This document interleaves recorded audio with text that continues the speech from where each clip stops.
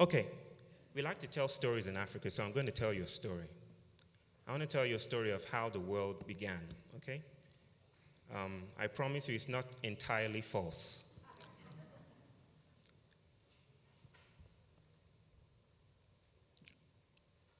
The Yoruba elders, where I come from, tell the story of Obatala. I think that's him, yeah. Obatala was the son of Orumila, who is, in Yoruba culture, the head god. Obatala had a vision for a world that was full of greens and mountains and seas.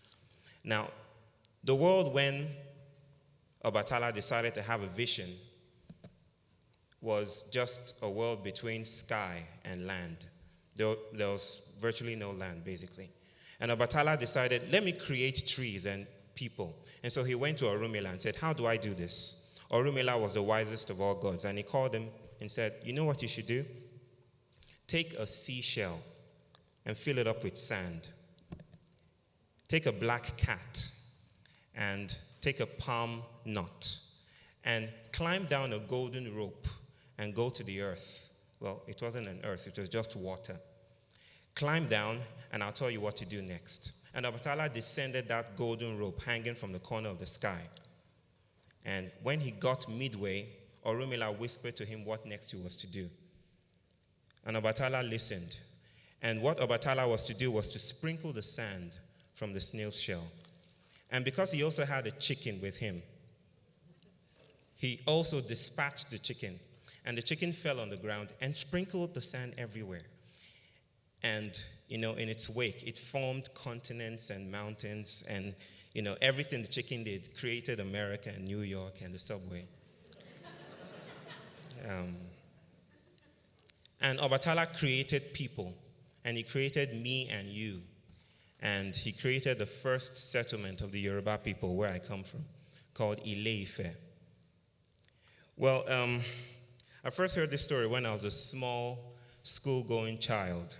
My nose was still wet with the dew of innocence, and my eyes were not yet raped with cynic despair, the cynic despair that has haunted my people. And when our teacher told us about this story, he told us with a double-mouthed treachery, the one that suggests that he didn't expect us to believe a word he said.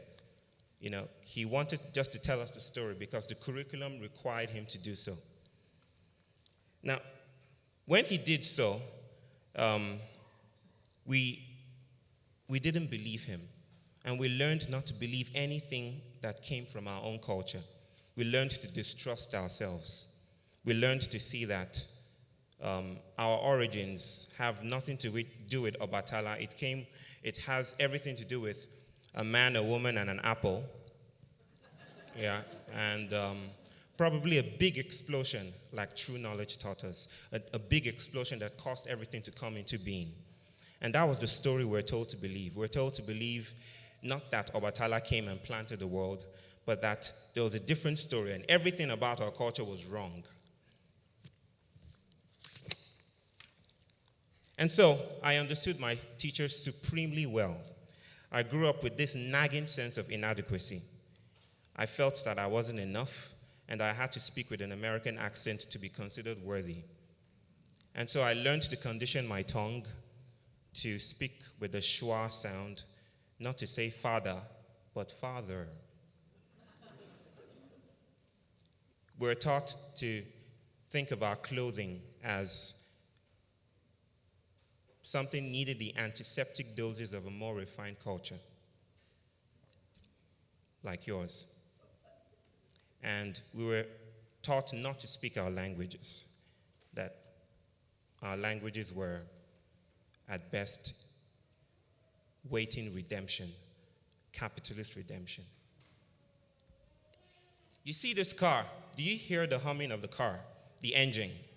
I imagine our teachers telling us that when I was small.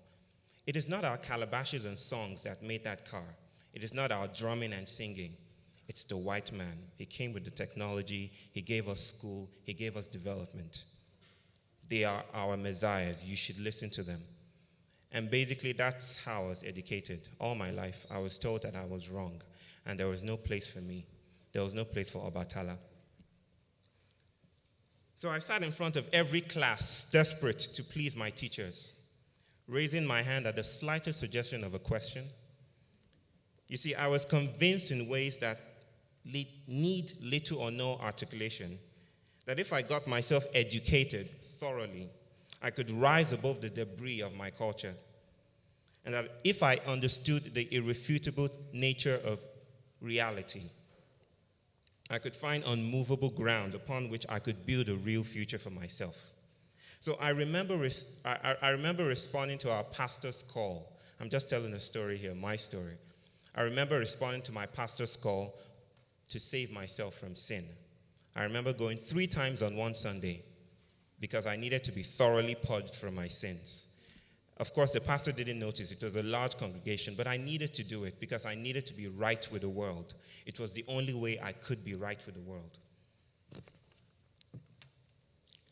So I wanted to find truth, what I would call absolute truth, the only idea that made the world work. And I went on this quest for absolute truth. In the university, I would translate my hyper-religiosity into an ascetic quest for absolute certainty. My pursuit of absolute truth was so relentless that as a psychology major, I studied the Bhagavad Gita, the Quran, tens of Bible concordances, books on quantum physics, chemistry, systematic theology, everything to know what the world was really, really, really about, not what my culture said. Of course, I need hardly mention that my experiment with discovering absolute truth failed. Not because I didn't try hard enough. It was a certain lust for life that did me in. It was an orphaned sun ray that fell on my eyes. It was a moment by the seashore when the ingress of water leaves one grappling for words. It was the tears of a friend. It was love at first sight. It was in these moments that I realized that the world is too large to be condensed to one language convention, too promiscuous to abide faithful to one conception of it. And so for years, I frantically pursued the one perfect and coherent worldview, the correct answer, the final plot. Instead, I stumbled upon story and the quiet realization that truth is not enough. In the face of an incalculable diversity of cosmologies, knowledge, and realities, an epistemic monism is no longer an option. Truth is no longer enough. And so today I see the people of the global south, the so-called global south where I come from, are still imprisoned in a single ideology that devalues the tales of Obatala. A stern monologue that has conditioned us to see ourselves as units of a machine, our lives as instantiations of the modern urge to consume indefinitely, our cultures as cosmetic deviations from the really real, our wisdoms and rituals as subservient to a logical empirical reality, and earth as fodder for economic growth. We have labored under the notion that we are not enough, that when we speak of subtle worlds, invisible landscapes, spirits, and sacred activism, we speak nonsense. We have assumed that there is only one way to be in the world, and that way is certain, self-evident, and without alternatives, at least to sane, healthy people. We have tried to adopt the language and assumptions of development and progress to force our eyes to see food as the product of the marketplace instead of gift. Our dreams for meaningful work as empty, if not bottom-lined, by the motivation to make more money. But there are rumors of ancient futures, and we are beginning to see how this monoculture of mind no longer serves the diversity and expansiveness of the human spirit. We are seeing, like you, that growth is not enough. Please turn to your neighbor and say, growth is not enough.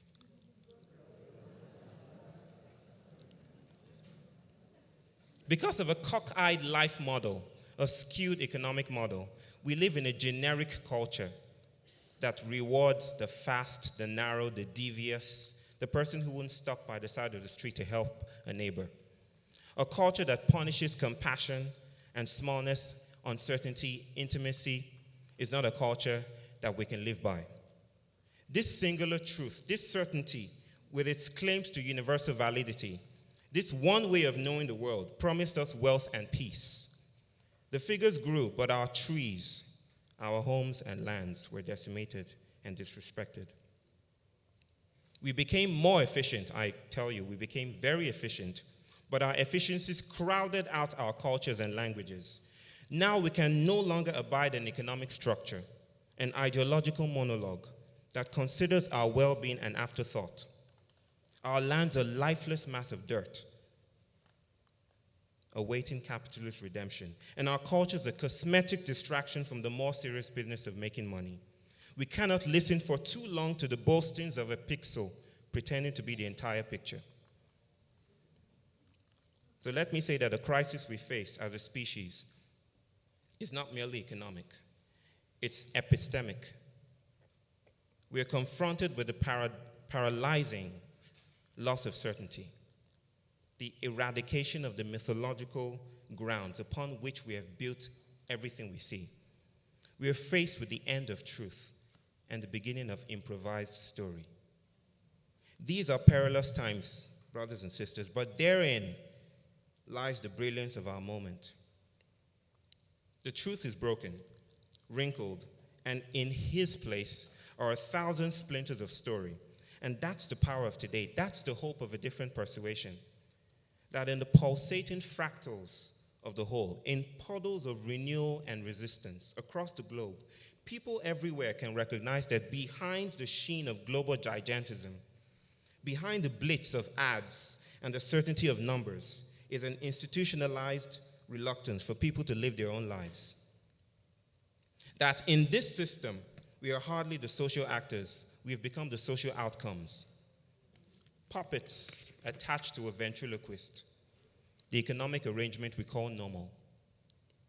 Wade Davis said, and I quote, "There is indeed a fire burning over the earth, taking with it plants and animals, cultures, languages, ancient skills, and visionary wisdom. Quelling this flame and reinventing the poetry of diversity is perhaps the most important challenge of our times. The call to localize is a response to the poetry of diversity and coincides with this end of truth, with the refutation of the complete dictionary. That system of creeds that once roped us in and in whose tight wager a beautiful plurality of worlds still struggles to breathe. Economic decentralization, driven by the realization that there are many ways of knowing and being in the world, coincides with this planetary urge to play with new forms, to revive the messiness of life itself, to leave the corrupt security of a monologue, and venture out into the wideness of our being. It implies that we're learning to come home to ourselves, the building of a temple without steeples. We're regaining our power, once invested in intergovernmental agencies, trade treaties, nation states, and trickle-down policies. Might I venture to say that our most compelling imperative today, if one is permitted to speak about things like this with imperatives, is to reclaim the thickness of our tongues, is to reclaim the accent that I was born with, and to learn the names and the faces of our neighbors. It's to realize that our worldview is just a tittle in a never-ending sentence. It is to see that there are more ways to learn from school, or more ways to learn than school and polished degrees can accommodate. And there are more ways to live than can be captured in a Facebook post. It suggests that we recognize that our theories of change have to change, and that the urgency that we speak about is not always a function of increased effort and logical coherence. It implies that we have to reacquaint ourselves with allies that cannot be seen, too subtle for the modern eye, and forgotten human capacities that are wondrous beyond measure, too outrageous for rational thought. It implies that our crisis emerges from clinging too tightly to a single story, from drinking out of a single drying wellspring where others flow unattended. It also implies that there are no convenient others, no convenient enemies, and that we are the systems we oppose. It means admitting that we don't know the answers, talk less of the questions, and that's okay. The new politics of hope that we envision and that we imagine is not so much about the correct answers. It's not about the superior equation.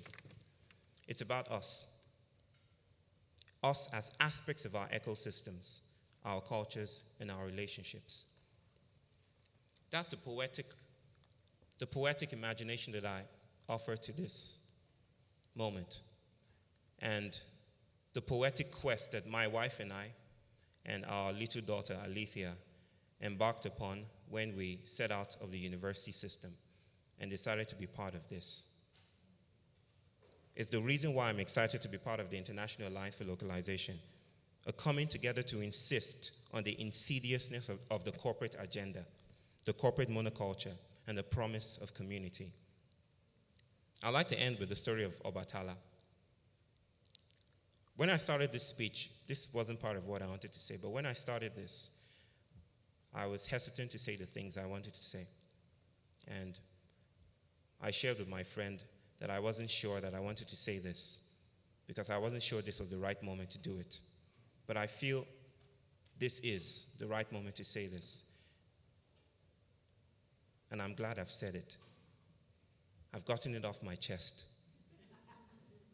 Obatala went back into the heavens on that golden rope that still hangs from the corner of the sky.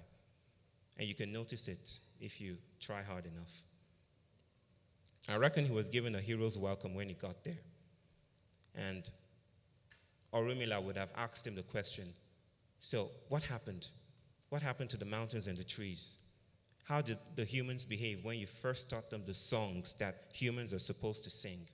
And I like to believe that Obatala replied him and said, well, I taught them the songs you wanted me to teach them, but they sang with 1,000 tongues. Thank you very much.